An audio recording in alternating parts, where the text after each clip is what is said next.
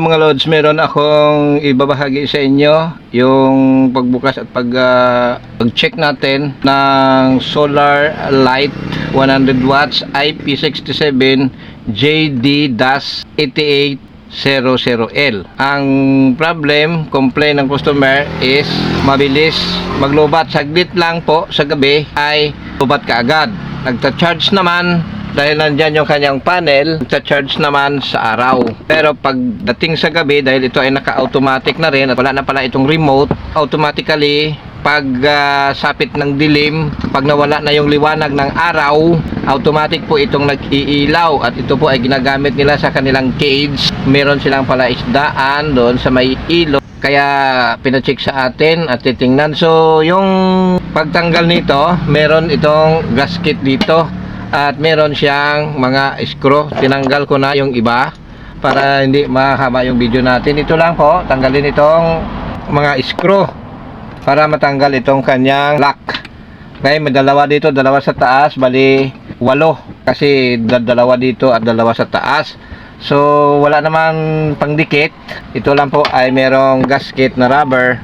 Hindi ko na ibinalik, para sa demo lang po na ipakita natin kung paano buksan. Ngayon, ang laman ng ating video dito ay ipapakita ko kung paano mag-check at paano po natin laman kung ito ay battery talaga or ilaw, yung lead bulb, yung mga lead na napakaraming lead bulb dito or light emitting diode bulb, LED lights. Okay, tinanggal na natin at makikita natin na meron siyang 4 na battery na malalaki. Ito, ilapit natin para makita ninyo, no? Alright. Ayan, oh, malaki.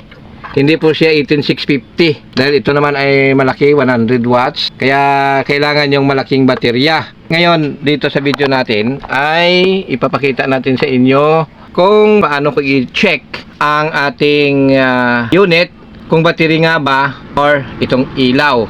Okay, gabi na ngayon. Kasi na-charge ko siya kanina, saglit lang, pero lobat talaga. Saglit lang na lobat na. So dahil gabi, kaya merong flash yung ating cellphone camera at hindi nga siya umilaw. Diba?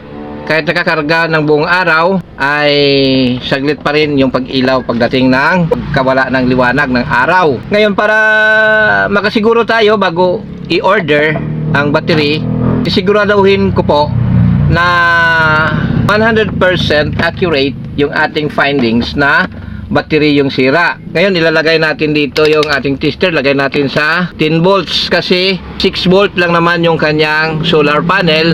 Ibig sabihin po ito ay it's either 3.2 or 3.7. Ngayon, ipapakita ko sa inyo para ma-secure natin bago orderin. Paano makasiguro na iilaw ito kung battery ang sira, na kung saan, kung okay ang battery, pinabili natin ng battery, hindi pa rin iilaw dahil ponder yung kanyang LED. Para makasiguro tayo, i-check natin yung LED at saka yung battery. Paano natin gawin? Panoorin. I-check natin ngayon yung battery.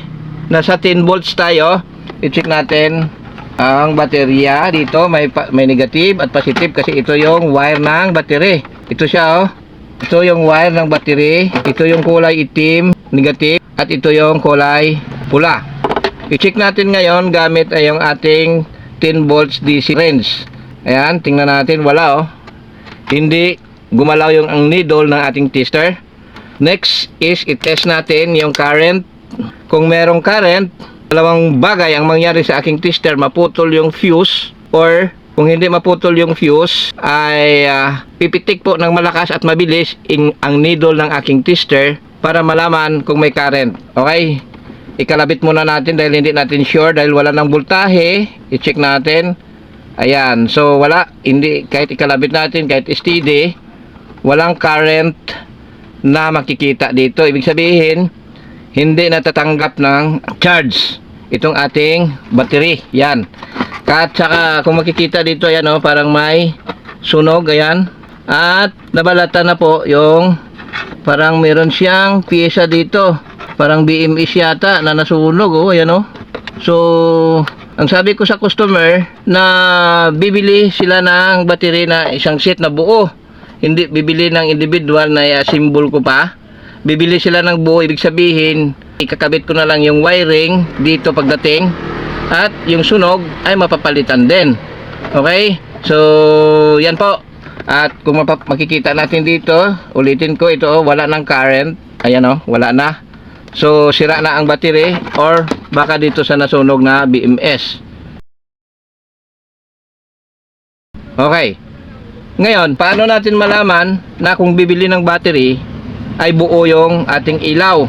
Lalagay natin dito sa X1 at tanggalin natin itong connection ng ating LED. Ang purpose para hindi papasukin ang circuit ng 3 volts galing sa ating tester, kasi rechargeable din yung aking battery ng tester, kaya malakas din siya. So para maiwasan na masira yung circuit, hindi ko ikakabit, kaya tinanggal ko siya. Ngayon, dahil ito ay analog tester, ang kanyang pula na kulay ng test probe, ito po ay maglalabas ng negative voltage at yung itim ay positive voltage, kasi baliktad yung voltahe na lalabas dito kapag yung tester natin ay analog. So yung itim, dahil siya iyang positive, ilalagay natin dito sa pula. Kung makikita nyo dyan, ayan may positive sign yung ating circuit. Ayan, positive sign. At yun yung negative sign. Okay, yung kulay itim. Pero, para makita ninyo yung aking yan, ilapit natin ng konti. Okay, ganyan. At ilalagay natin yung kulay itim dito sa pula. Tapos, ilalagay natin either doon or dito. Ayan umilaw, di ba? Ibig sabihin, buo po yung ilaw natin. At sure na tayo na pag nabilhan ng battery, ito ay aandar. Okay, nakita nyo ba yung tester natin pumitik?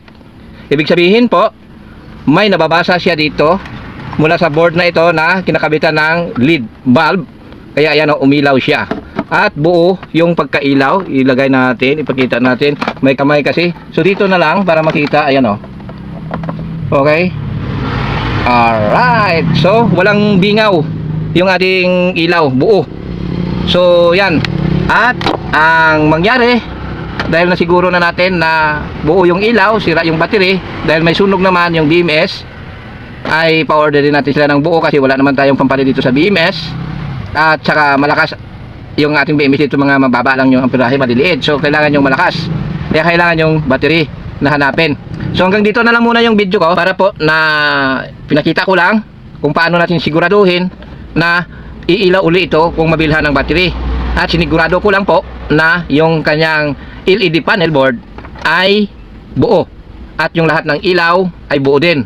So battery lang talaga yung sira, kasi ito ay control board lang naman ito na ginagamitan ng remote, at yung ilaw na indicator kung anong liwanag ang inyong i-adjust.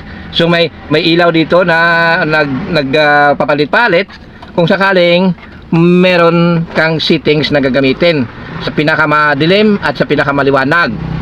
At ito yung kanyang IR or infrared remote sensor receiver. So automatic naman daw ang setting nito. Kaya lang, iwan ko lang kung iilaw. So ang gagawin lang dito ay kung sino yung merong ganitong unit, hihiramin na lang muna ang remote kung sakaling i-reset natin ito. Kasi wala na daw itong remote dahil kasama daw ito sa pagbili ng cage na kanilang nilalagyan ng kanilang mga isda. Okay? So maraming salamat at sana po ay makatulong. Baka kung matuloy yung pagbili ng battery, i-update ko lang kayo kung ito ay maiilaw na. So another video naman yon na pagpalit ng battery. Okay? Maraming salamat, magandang gabi at magandang buhay sa inyong lahat.